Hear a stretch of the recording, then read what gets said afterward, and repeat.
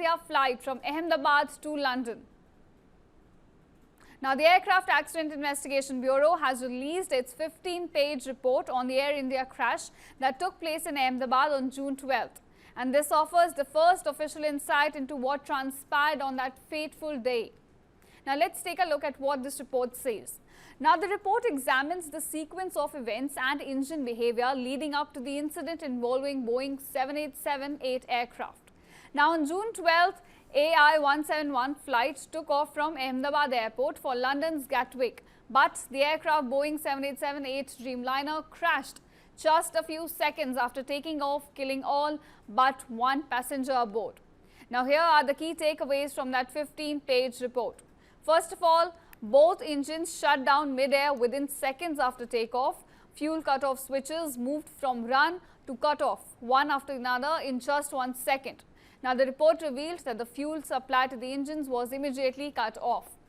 Further, cockpit audio confirms one pilot did ask, "Why did you cut off?" to which the other one replied, "I did not." Now, when the engines lost power, the ram air turbine, a small propeller-like device, was deployed automatically to provide emergency hydraulic power, and the CCTV footage obtained by AAIB also shows RAT being deployed in the aircraft. Further, the pilots tried to salvage the situation and also tried to restart the engine, but according to the report, N1 or the engine 1 was partially recovered, but engine 2 in this case failed to recover before impact. Now, the aircraft was airborne for only 32 seconds according to the report. Further, thrust levelers found at idle, but the black box shows takeoff thrust was still engaged, suggesting a disconnect or failure at the site. Now, fuel tested clean according to reports. There was no contamination from refueling sources. Further, flap setting were normal for the takeoff and no bud activity or weather issues were detected. Clear skies, good visibility, light winds were present according to the report. Now, further, the AAIB report said the credentials of the pilots in this case were clear. They were both medically fit and well rested with adequate experience on the type. Also, the report highlights that no immediate sabotage evidence has been recovered, but a known FAA advisory on a possible fuel switch flaw did exist. But inspections were not done by Air India because they were not mandatory in nature, they were only advisory. Now, the aircraft was also within the weight and balance limits according to the report, and no dangerous goods were found aboard that aircraft. The bigger question now, how did the mid-air fuel cut off, of course, remains to be answered.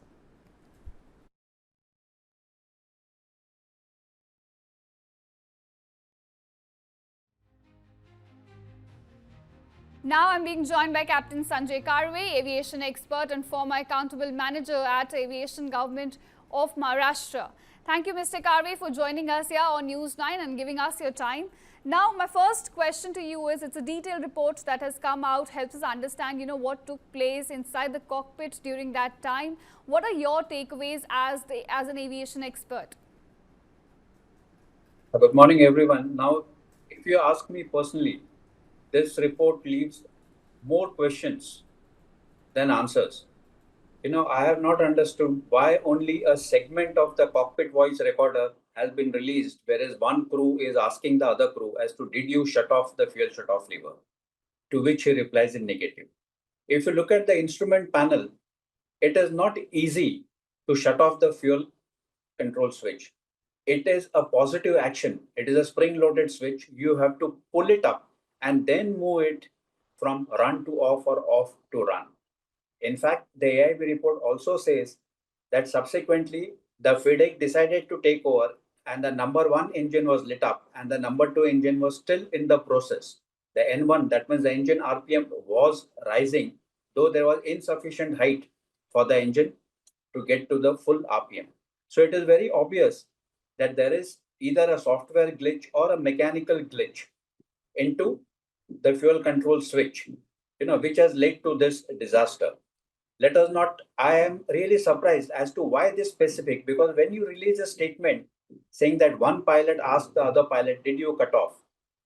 It leaves room open for a lot of conjectures. There are people going to say, oh, it's pilot error.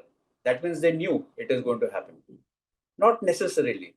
Means AIB either should not have released this part of the segment, or they should have released the entire cockpit voice recording for that 1.5 minute or 2 minutes.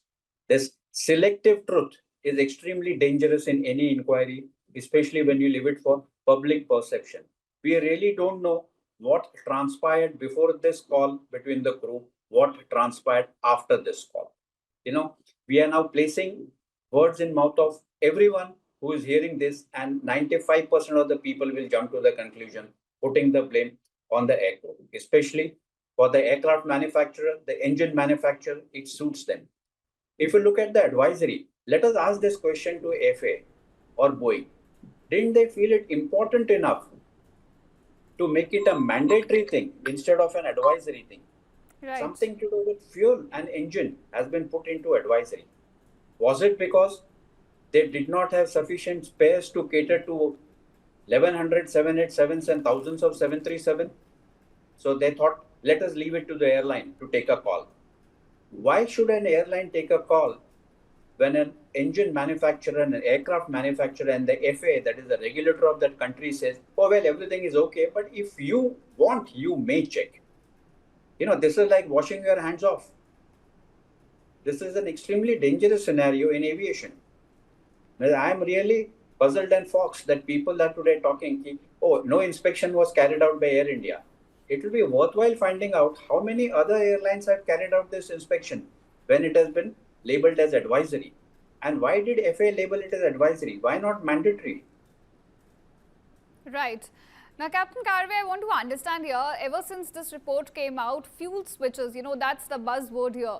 I want to understand, what are fuel switches, what is the time when pilots switch them off, turn them on, and how do they operate? In simple words, fuel switch controls fuel from the fuel tank to the engine. If you put it to off, there is no fuel going to the engine. If you put it to run, there is fuel going to the engine. As a safety measure, it's a spring loaded. That means inadvertently, you cannot move the switch to on or off to on. There has to be a positive action where you pull up the switch. You have to pull the switch up and either move it or move it back. Now, immediately after getting unstuck, that means after the aircraft has got airborne, they have lost power or they have lost thrust on both the engines because of lack of fuel. As per the report, the PIC was the pilot monitoring and the SIC was flying the aircraft. I really refuse to believe that at such a stage, any sane aircrew would like to shut down a fuel engine. And in fact, if it's in air at any height, the FedEx will relight the engine. So obviously there is some problem, some lacuna in the circuits or the mechanical linkages or the electrical linkages of the fuel control lever, which obviously Boeing is aware of, FAA is aware of. That is why they had issued that advisory. Why it was not made mandatory is anyone's guess. In this particular case also, before the aircraft takes off, it's part of your takeoff checks to check the fuel control switches to run. So unless and until they have done that, they would not have started rolling the aircraft. So there's no question of anyone trying to switch it off. So what we need to figure out, how did the switch go from run to cut off and thereafter come back to run?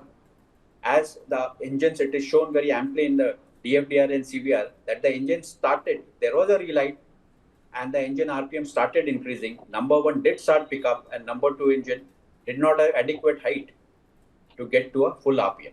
Exactly, Captain Carway. That is the major question here. How did that transition took place from run to cutoff? Now, I'm also being joined by Captain Sham Kumar. He is an air accident analyst and also ex-head of flight safety team in the Navy and Coast Guard. Thank you, sir, for joining us here. Sir, the report is out. What are your key takeaways? What do you make of it? Thank you, Jahin Sanovaruna. First of all, I want to tell that the issue which is coming up now about the cyber attack and other aspects, bird hit, engine failure, all this is with AAIB report. They have been now coned into a particular view of getting this fuel switch cut off situation. So it's a big discovery as far as the AAIB report is concerned. It has cleared the mind of many people that what actually went wrong in the aircraft. A few seconds of aircraft leaving the ground and then crashing was very critical. And I think while reporting on these aspects in last few days, immediately after the accident, in one of the channels, I had tried to analyze this particular aspect of what actually went wrong in the last part of the takeoff, that is VR, when the aircraft was just leaving the ground. Because my suspicions came on this theory, which I tried to emphasize with my other panelists, and many probably did not agree at that moment of time, that there was an action in the cockpit resource management. Something was happening which was not normally happens in the aircraft, and this unusual activity was, basically. When I said this, I had 2 points: that undercarriage remained down after takeoff, and thereafter the mayday call. And this inside story of cockpit recording has come now. If you join all this together and go by minute 1138:42 seconds and to 1139:40 when the aircraft crashed, and in between there is a call of mayday. If you sequence all them together, it's very clear at that moment of time, it was clear in my mind that there was the issue of cockpit resource management, wherein something went unusually wrong in the aircraft, which we could not make out. But this was very clearly brought out. And now it is fuel cutoff. So now this is my first point to say that this analysis was on track, and this is where we have now come to the conclusion. Actually, I went to a level to say that pilots probably realized at VR that they had to continue takeoff, and actually they would have come to know. I'm not sure whether this fuel cutoff switch question by pilot, that why did you switch off, came on ground or just immediately leaving the wheels. This is a critical thing which I wanted to emphasize at that moment of time, because they would have probably crossed the level of VR and they thought that now there is no way that we can stop, and they took off. And if it has happened just after takeoff, both possibilities are there. We can't say about that. But this was discussed, and this is what I was trying to say. Now it has come out, and I'm very, very convinced that it was like something like this. The chain of events were happening in this sense. Now, relighting. First of all, the cutoff switches on top panel in the Boeing 787 Dreamliner. And without advertent operations or intentional pulling out, it cannot happen.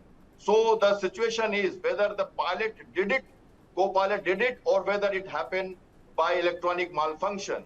So now this is a point which is to be debated, and this will take some time because circuitries have to be checked. We cannot blame straight away to the human error on this, because it is not possible that somebody co-pilot with 1,500 hours or plus experience and the pilot with 8,000 hours experience, this will happen. And the voice recorder is very clearly saying that pilot asked that, why have you switched off? And co-pilot saying that I have not done it. So it's a deliberate action on top panel, and it cannot happen without somebody do this operation intentionally. And since it has not been done, so that is the fact, and we have to find out other evidences of the emergency hydraulic equipment operating, CCTV footage coverage is all very clear that. And by the way, about engine operations, both the engines run down. The RPMs N1 and N2 ran down.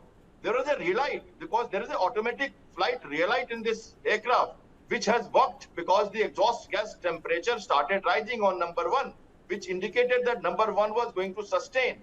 And number 2 started, but because of the less height, both the things, the process of relighting could not take place. So things were going on. Other technical aspects which you see are going on. The reflighting also took place, but it was because of less height. The pilots could not recover the aircraft from that fatal accident.